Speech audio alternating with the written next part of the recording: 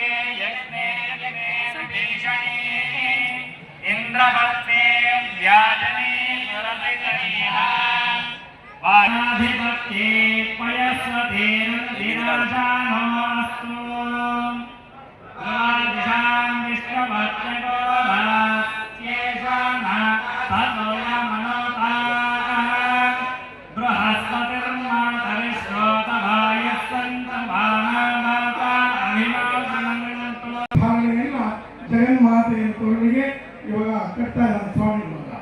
ನಿತ್ಯ ಕಲ್ಯಾಣ ಪಚ್ಚತೋರಣ ಅಂತ ನಮ್ಮ ಹನುಮಾಚಾರ್ಯರು ಹೇಳಿದ್ರು. ನಿತ್ಯ ಕಲ್ಯಾಣ, ನಿತ್ಯ ಯೌವನ, ನಿತ್ಯ ಪ್ರತಿನಿತ್ಯ ಮಂಗಳಸೂತ್ರ ಧಾರಣೆಯನ್ನ ಜಗನ್ಮಾತೆಯ ತೋಳು ಕಟ್ತಾ ಇರ್ತಾರೆ. ಅದ್ರ ಮುಪ್ಪೋರನೇ ಇಲ್ಲ, ನಿತ್ಯ ಕಲ್ಯಾಣ ಮಂತ್ರಾಕ್ಷತೆ ಹೇಳ್ಸ್ಕೊತಾ ಇರ್ತಾರೆ. ಇನ್ನು ಪಚ್ಚತೋರಣ, ನೀವು ತಿರುಮಲ ಬೆಟ್ಟಕ್ಕೆ ನೆಕ್ಸ್ಟ್ ಹೋದಾಗ ಇವತ್ತರ ಆನಂದದಲ್ಲಿ ಮುಂದೆ ಒಂದ್ಸಲ ನೋಡಿ, ಆ ಹಸಿರು ತೋರಣ ಯಾವತ್ತೂ ಪಾಡಿರೋದಿಲ್ಲ. ಅವರು ನಿತ್ಯ ಕಲ್ಯಾಣ ಪಚ್ಚತೋರಣ ಅಂತ ಜಗದೊಡೆಯ ನಮ್ಮಪ್ಪ ಸ್ವಾಮಿ ಯಾರ್ಯಾಗದ ಮಂಗಳಸೂತ್ರ ಧಾರಣೆಯನ್ನು ಮಾಡ್ತಾರೆ. ನಮ್ಮ ಜನ್ಮದಲ್ಲಿ ನಮಗೆ ಸಿಗುವ ಒಂದು ಅವಕಾಶ, ನಾವು ಹೇಳ್ತೀವಿ ಮಾಂಗಲ್ಯ ಅಂತಂದು ನಾನೇನ ಮಮ ಜೀವನ, ನಮ್ಮ ಜನ್ಮ ಉದ್ಧಾರ ಮಾಡುತ್ತದೆ ಅಂತ ಭಗವಂತನಲ್ಲಿ ಪ್ರಾರ್ಥನೆ ಮಾಡ್ತೀವಿ. ಜಗದೊಡೆಯ ನಿತ್ಯ ಕಲ್ಯಾಣ ಪ್ರತಿನಿತ್ಯ ಮಂಗಳಸೂತ್ರ ಧಾರಣೆ ಮಾಡುವ ಭಗವಂತ ಅದನ್ನೇ ಬೇರೆ ಹೇಳ್ತಾರೆ. ಮಾಂಗಲ್ಯಂ ತಂತುರಾನೇನ ಜಗಜ್ಜೀವನ ರೇತಂ, ಜಗತ್ ಕಲ್ಯಾಣಕ್ಕಾಗಿ ಮಂಗಳಸೂತ್ರ ಧಾರಣೆಯನ್ನ ಜಗನ್ಮಾತೆಯ ಕೊರಳಿಗೆ ನಾನು ಕಟ್ತೀನಿ ಅಂತ ಸ್ವಾಮಿ ಹೇಳ್ತಾರೆ. ನಾನು ಧೈರ್ಯವಾಗಿ ವಿಠಲ್ ತಡ್ಕೊಂಡು ಹೇಳ್ತೀನಿ, ಜನ್ಮದಿಂದ ಹೇಳ್ತೀನಿ, ಗರ್ವದಿಂದ ಹೇಳ್ತೀನಿ. ಇಡೀ ಬ್ರಹ್ಮಾಂಡದಲ್ಲಿ ಒಂದು ದೇವಸ್ಥಾನ ಪ್ರತಿನಿತ್ಯ 70,000 ಜನ ಭಕ್ತರಿಗೆ ದರ್ಶನ ನೀಡತಕ್ಕಂಥ ಏಕೈಕ ದೇಗುಲ ಯಾವುದು ಅಂದ್ರೆ ಅದು ತಿರುಮಲ ತಿರುಪತಿ ಮಹಾಸಂಸ್ಥಾನ ಮತ್ತೊಂದು ಇಲ್ಲ. ಇನ್ನು ನಿಮ್ಮಂತ ಭಕ್ತರು ತಿರುಪತಿಗೆ ಹೋಗಿ ದರ್ಶನ ಮಾಡಿ ನಿಮ್ಮ ಏನು ಮನೆಯಲ್ಲಿ ಕಾಣಿಕೆಯನ್ನ ಸಮರ್ಪಣೆಯನ್ನು ಮಾಡ್ತೀರಾ, ಅದು ಅಷ್ಟೇ. ಇಡೀ ಬ್ರಹ್ಮಾಂಡದಲ್ಲಿ ಒಂದು ದೇವಸ್ಥಾನ ಪ್ರತಿನಿತ್ಯ 3 ಕೋಟಿ ರೂಪಾಯಿಗೂ ಹೆಚ್ಚು ಅಂದ್ರೆ ಅದು ನಮ್ಮ ತಿರುಮಲ ತಿರುಪತಿ ಮಹಾಸಂಸ್ಥಾನ ಮತ್ತೊಂದಿಲ್ಲ. ದೇವ ಕಟ್ಟಿದ ಮಂಗಳ ಸೂತ್ರವ, ದೇವ ಕಟ್ಟಿದ ಮಂಗಳ ಸೂತ್ರವ, ದೇವ ಕಟ್ಟಿದ ಮಂಗಳ ಸೂತ್ರವ.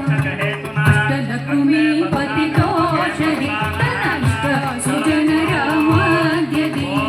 ಅಷ್ಟಲಕ್ಷ್ಮೀ ಪತಿತೋಷಧಿ ತನ್ನ ಸುಜನರ ಮಧ್ಯದಿ.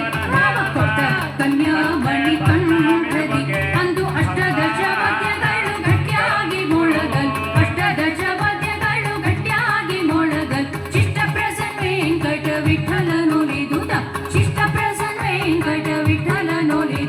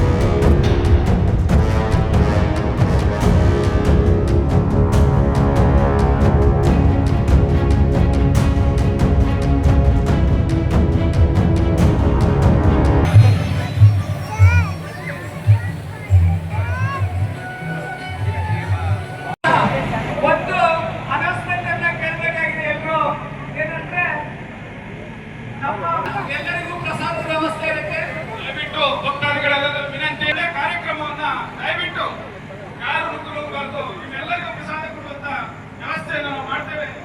ದಯವಿಟ್ಟು ಯಾರು ನುಗ್ಗಬಾರದು ಅಂತ ನಿಮ್ಮ ಹತ್ರ ವಿನಂತಿಯನ್ನು ಮಾಡ್ತಾ ಇದ್ದೇವೆ. ಎಲ್ಲ ಭಕ್ತಾದಿಗಳು ಸ್ಟೇಜಿಂದ ಕೆಳಗೆ